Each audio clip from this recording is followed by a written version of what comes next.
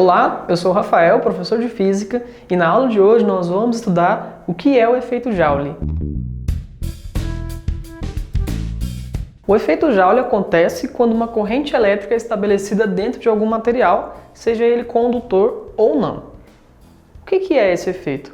Quando a corrente elétrica começa a passar dentro do material, os elétrons podem se colidir com os átomos da rede cristalina, transferindo uma parte da energia deles. Esses átomos começam a vibrar com mais intensidade e a agitação desses átomos coincide com a agitação térmica. Quanto mais agitados estão os átomos, maior é a temperatura desse meio. Com a temperatura elevada, parte dessa energia é transferida para os arredores, para o meio externo, em forma de calor. Ou seja, o efeito Joule nada mais é que um fenômeno de perda de energia devido às colisões dos elétrons com a rede cristalina do material.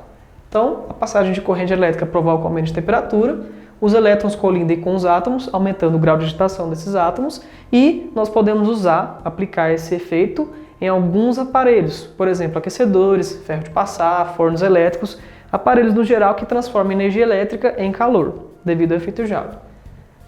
Então aqui tem uma figura para exemplificar essa situação. Em azul nós temos os átomos da rede cristalina, pode ser de um material condutor, por exemplo, ferro, tá? Em vermelho nós temos os elétrons que estão sendo conduzidos, a maioria deles está indo para a direita, porque tem uma diferença de potencial aqui entre esses dois lados.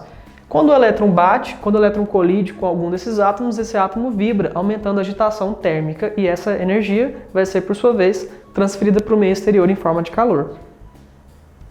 Então, como que a gente mede essa energia? Essa energia é dada em joules. A quantidade de energia que o elétron perde para a rede cristalina é dada em joules, tá? O que é um joule? Um joule é a quantidade de energia necessária para se transportar 1 coulomb de carga em uma diferença de potencial de 1 volt. Então eu tenho aqui 1 coulomb, ela vai andar de 10 volts para 9 volts. A diferença é 1 volt. Então eu gastei 1 coulomb de energia, tá? Nós calculamos ela desse jeito. Energia igual carga vezes diferença de potencial, tá? Essa energia em joules, a carga em coulombs e a diferença de potencial em volts. Então tem três situações aqui. A carga de 1 coulomb, vou gastar uma energia E1 para transportar ela aqui de 10 para 9 volts, uma energia E2 para transportar ela de 10 para 8 volts e uma energia E3 para transportar ela de 10 para 7 volts. Quanto que vale cada uma dessas energias? Vamos calcular aqui a energia E1. E1 vai ser Q vezes ΔV. O valor da carga é de 1 coulomb e o ΔV é a diferença de potencial final menos o inicial. Então, para E1 é 9 menos 10.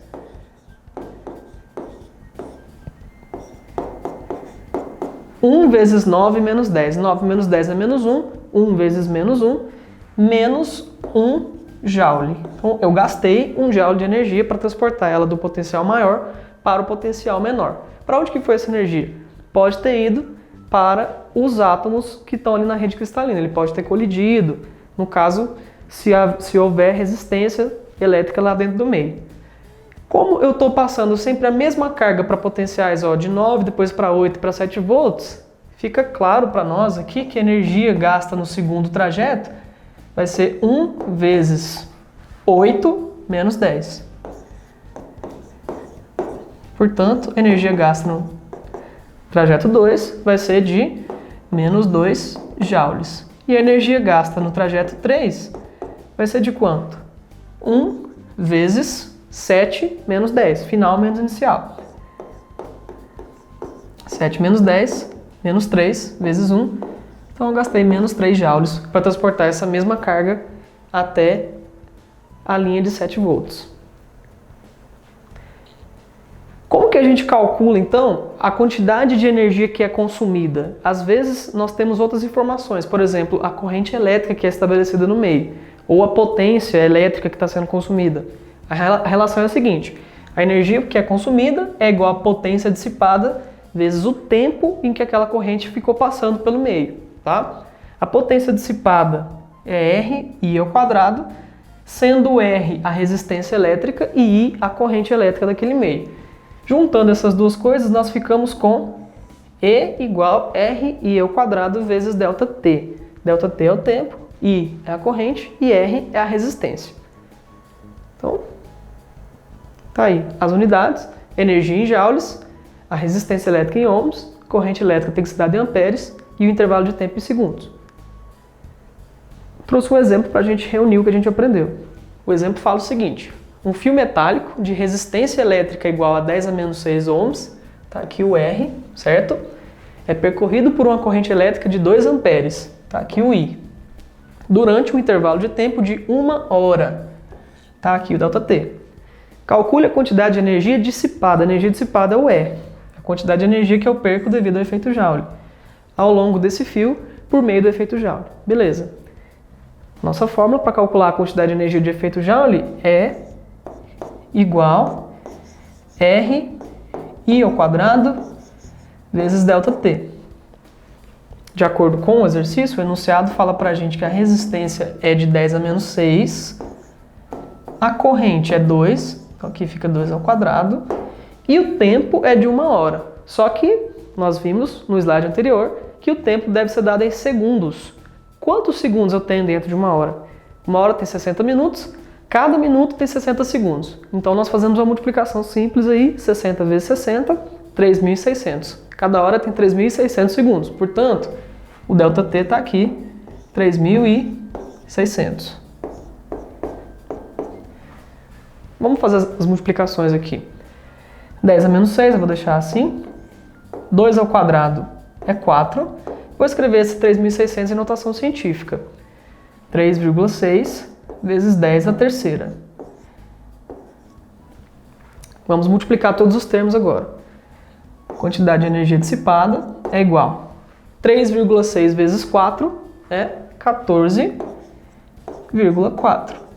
Vezes, agora eu vou conservar a base 10 e vou somar os expoentes, já que eu estou multiplicando. Então, 10 elevado a 3 mais menos 6.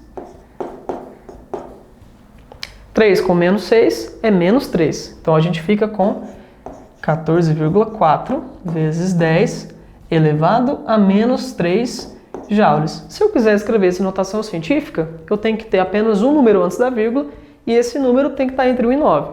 Então, andando um número, uma casa decimal para a esquerda, a gente soma 1 lá no expoente e a gente fica com 1,44 vezes 10 a menos 2 joules. E esse é o valor de energia consumida por esse fio metálico de resistência 10 a menos 6 ohms durante 1 hora. Pode perceber que é um valor muito pequeno, porque fios metálicos têm uma resistência muito baixa, portanto, eles são bons para conduzir energia, já que você não perde tanta energia assim devido ao transporte de cargas. É isso aí, pessoal. Essa foi a nossa aula de hoje.